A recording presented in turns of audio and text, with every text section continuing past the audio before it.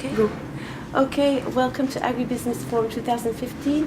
Mr. Ami Lustig, can you tell us about your company and why you're here in DRC? Good morning, Jessica. Good morning. My name, as you said, is Ami Lustig. I'm a farmer by birth. I live in Israel. I was born in Israel.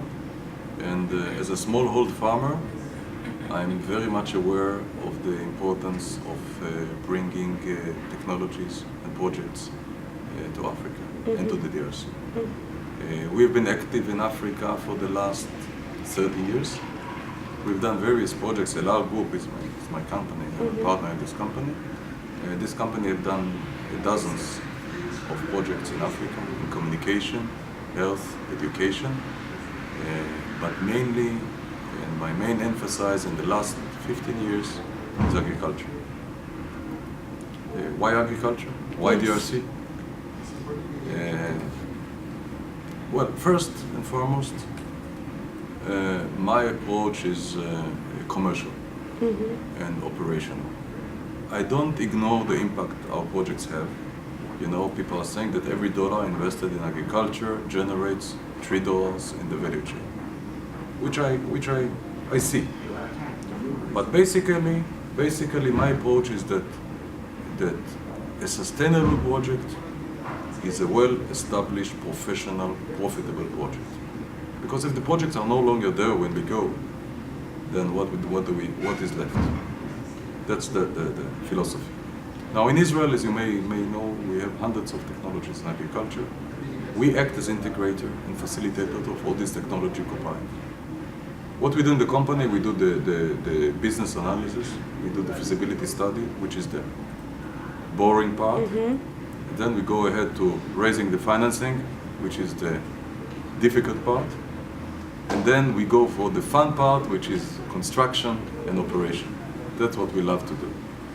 In the DRC, our flagship project is the Nesele farm, or the New Daipen, which is a reconstruction of a project that was built like 40 years ago.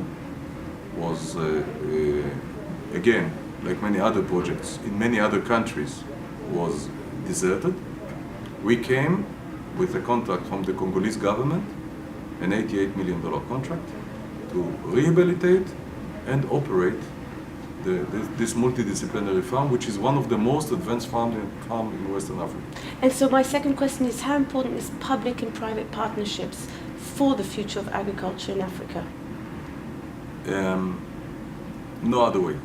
No other way. I don't have to like it, but I perfectly understand that if you want to act both on the social aspect and on the commercial aspect, let's combine the two.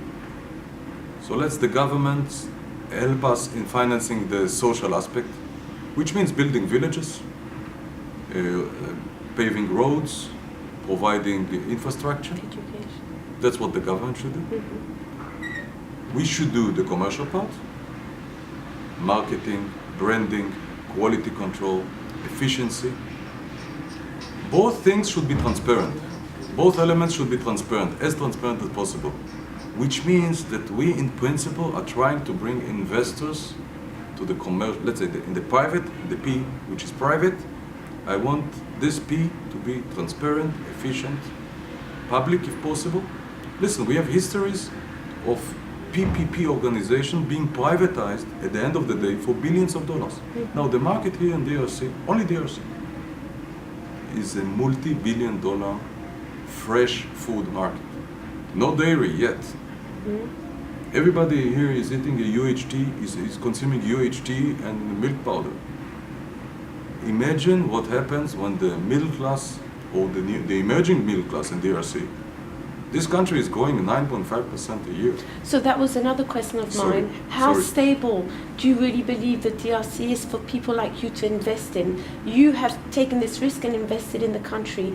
There are still a lot of foreign investors that are still analyzing this risk. What would you say to people that might be thinking of coming here? Is there a future that is stable and profitable? As stable as any other place in the world. I've done, as I told you, I've done dozens of projects in Africa, some of them with governments. For example, the project here in DRC, I get paid for doing the refurbishment and operation of the farm. Payments were not delayed. The government is assisting in any way I ask them. No corruption. Perfect world. Yes. We just have to come there and be optimistic and work. And the growing middle class. When I look at the country with the growth of 9%, you better be there. Yes. You better be there, because if there is growth, there is middle class. If there is middle class, there is consumption. People are importing tomatoes from Belgium, flying over tomatoes to here from Belgium, from South Africa. It doesn't make sense. They either pay premium price for tomatoes or don't consume it at all. Absolutely. Same for milk. So I see this market as, there are risks. Like everything. Yes, but we've seen the risk in 2008 in the United States, in the commercial capital of the world. Businesses collapsed. I would rather collapse feeding people and bringing them hope than be rich, staying in my own country and not developing agriculture. So one last question. How important is a forum like this one for people like you, but also for other people working in Africa? Do you think these kind of forums over 3 days really do make a difference in terms of business in the private sector? Obviously. Again, like other cases, I don't know about it better. I cannot recommend a better system than this B2B talk. I'm not getting young, and I enjoy coming to these forums to share my experience and mainly my optimism. Because the older I get, the more optimistic I get, which is something surprising to an old pessimist like me, but to a born pessimist like me. But I am very optimistic on agriculture. I'm very optimistic about Africa. Okay. Thank you very much. You're welcome. Thank My you. pleasure.